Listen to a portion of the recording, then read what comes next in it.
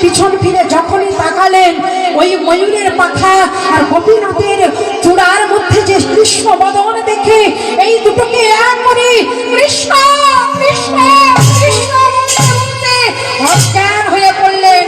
হে কৃষ্ণ করুণা সিন্ধু করুণা সিন্ধু বন্ধু জগৎপতে জগৎপতি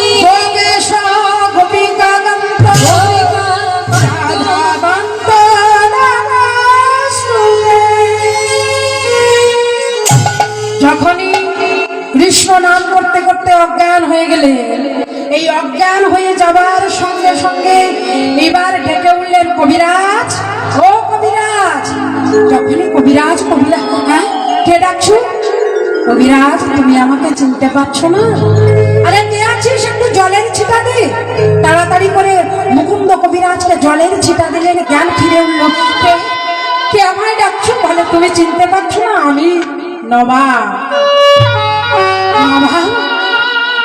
আমি কি বলতে কি বলে ফেলেছি নবাব। যখনই বলেছে আচ্ছা নবাব তো নবাব প্রশ্ন করছেন মুকুন্দ তোমাকে একটা কথা বলি, তুমি আমাকে দেখে তুমি অজ্ঞান হয়ে গেলে কেন? যখনই বলেছেন অজ্ঞান হয়ে গেলে কেন, বললেন মনে মনে ভেবে নিলেন যে আমি যদি এখন বলি যে তোমাকে ময়ূরের পাখা দিয়ে হাওয়া করছিল, ওই ময়ূরের পাখার দিকে যখনই লক্ষ্য করেছি আমি কৃষ্ণ বদন ভেবে আমি অজ্ঞান হয়ে গেছি। কিন্তু উনি তো বিধর্মী, উনি যদি আমার কথা না বোঝে, যদি উপহাস্য করে, আমি তো বলা যাবে না। যখনই বললেন এই কথাটা বলার সঙ্গে সঙ্গে মনে মনে ভেবে বলে উঠলেন না এই কথাটা আমি বলবো না, আমি বরঞ্চ এই কথাটা চেপে আমি মিথ্যা কথা বলে দিই। আসলে মহারাজ হয়েছে কি, আমি সবার চিকিৎসা করে বেড়াই বটে, কিন্তু আমার হয়েছে কি আমার একটা রোগ আছে। সেই রোগের নাম কি জানো? রোগ হলো মির্গি রোগ। যখনই বলেছে মির্গি রোগ আছে, বলে কবিরাজ তুমি আমাকে মিথ্যা কথা বলছো, তুমি আমার সঙ্গে মিথ্যাচারণ করলে। আমি এই বাংলার বাবা, আমি মানুষের মন বুঝবো না, এটা কি হতে পারে? ভগবানকে কত ভালোবাসেন নবাব হয়ে বলে উঠলেন, একজন বিধর্মী মানুষ হয়ে বলে উঠলেন ভুলটা তোমার নয়, ভুলটা আমার। আমি একজন কৃষ্ণ ভক্তকে আমি আমার কেনা চাকর মনে করে আমি আটকে রেখেছি, আমার কেনা চাকর মনে করে আমি আটকে রেখেছি। আমার এটা করা ঠিক হয়নি, এটা করা আমার ঠিক হয়নি, আমি ভুল করেছি, আমায় ক্ষমা করো। তুমি কালকেই ফিরে যাবে তোমার শ্রীখণ্ডে, তুমি আবার কালকে ফিরে যাবে তোমার শ্রীখণ্ডে। শ্রীখণ্ডে গিয়ে তোমার যাতে কৃষ্ণ সেবায় জীবের সেবায় ত্রুটি না ঘটে, তার জন্যে আমি তোমাকে ওই শ্রীখণ্ড গ্রামটা আমি তোমার নামে লিখে দিলাম। কেমন দয়ালু দেখেছে? ওই যে আমাদের বাংলার নবাব, যেমন চাঁদ কাজী, নবদ্বীপের চাঁদ কাজী, তিনিও একজন মুসলমান। প্রথমেই বুঝতে পারেনি, বুঝতে না পেরে ব্রাহ্মণদের কথায় চাঁদ কাজী কি করলেন, বৈষ্ণবদের খোল করতাল ভেঙে দিয়েছিলেন।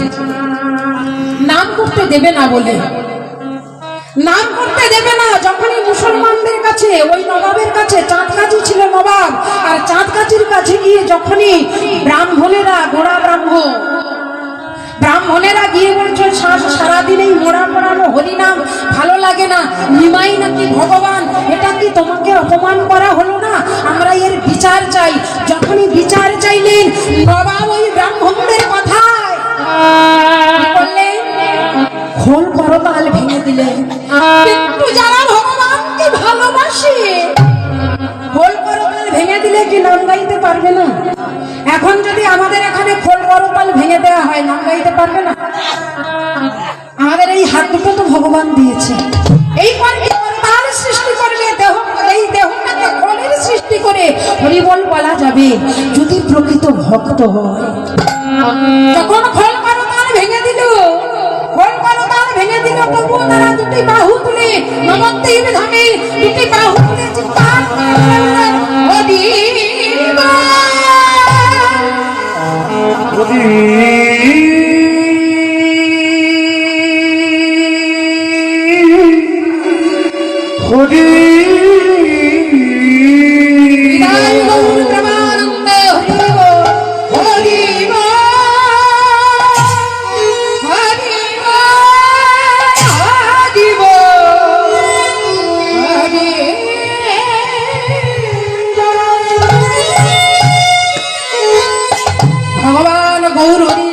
করলেন এর জন্য একটা বিহিত করতে হবে।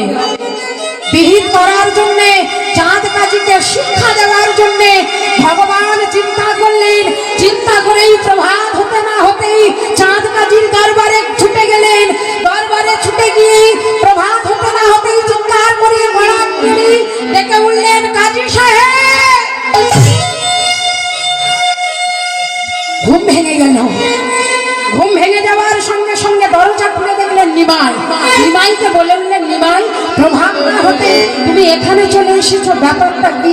যখনই বলেছেন ব্যাপারটা কি, চাঁদ কাজীকে বলে উঠলেন, মামা তুমি যে কাল নবদ্বীপে গিয়ে বৈষ্ণবদের উপর অত্যাচার করলে, একজন বিধর্মী হয়ে কেন মামা বলে ডাকলেন? এই পাশে পাশেই তো আছে, আপনাদের মধ্যে একটা সম্পর্ক নেই কি?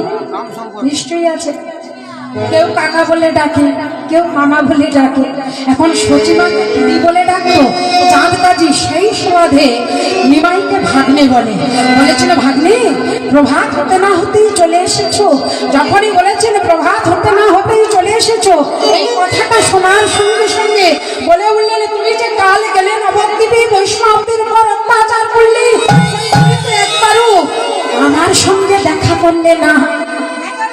এই কথাটা বলার সঙ্গে সঙ্গে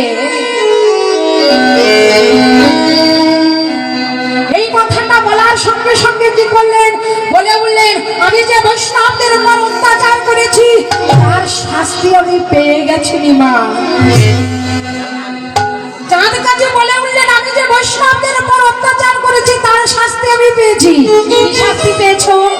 আমি শাস্তি পেয়েছি বৈষ্ণবদের উপর অত্যাচার করে যখনই আমি এসে খাওয়া দাওয়া করে শয়ন করেছি, ঠিক আমি রাতের বেলা সবে মাত্র নিদ্রাগত, সেই স্বপ্নে দেখলাম মাথাটা সিংহের মতো, দেহটা মানুষের মতো, বড় বড় লোক নিয়ে বক্ষ করে বসে আমার বক্ষ যেন বিদীর্ণ করে। আমি তো শাস্তি পেয়েছি, তবে সে আর কেউ নয়। কি বলছো? কি বলছো বলো তুমি? জানি নিমাই সে আর কেউ নয়। রাতের বেলায় যে আমার কাছে এসেছিল আর আজ তুমি যে আমাকে ডাকলে নিমাই, দুটো কণ্ঠস্বর এক।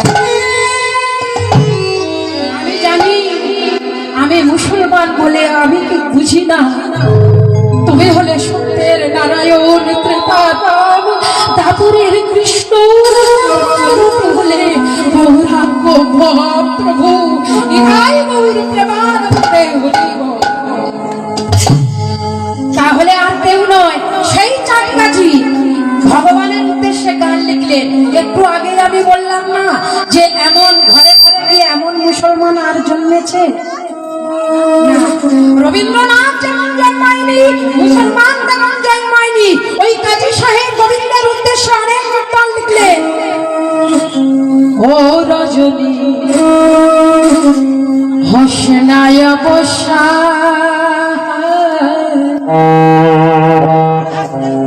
আজ নিশীতে আসতে পারে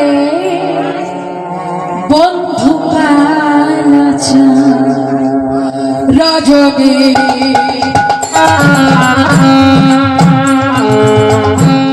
হোসনায় বসা,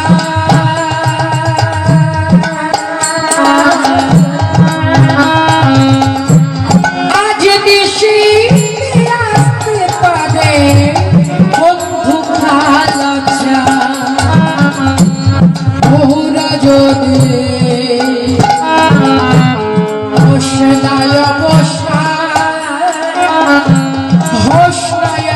বসা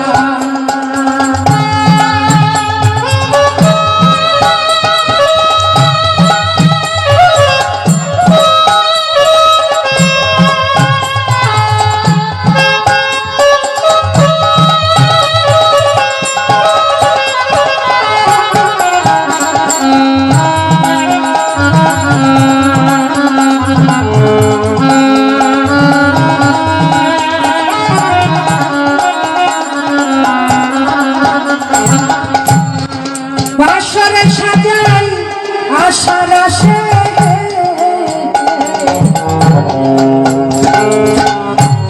আসবে বন্ধু নিশির শেষে